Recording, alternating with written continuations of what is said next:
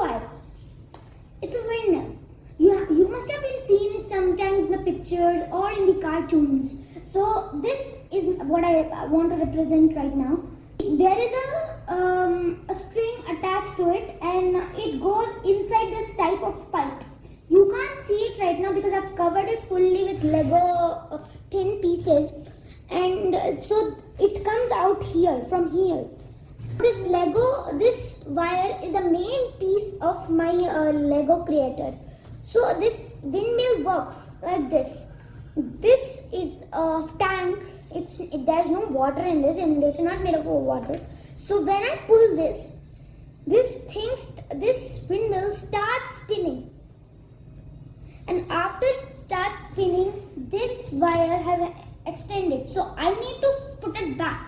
So I can put it back to pull it, but I cannot put it from inside, and so it will get loosed.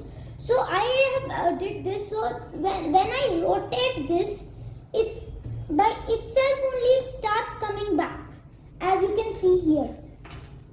As you can see in the tank, it started coming back slowly. When I spin it backward, it's coming back to me. It's coming and coming, and after it reaches to me, it by itself gets straightened and gets fixed. Then it climbs up and throws it back.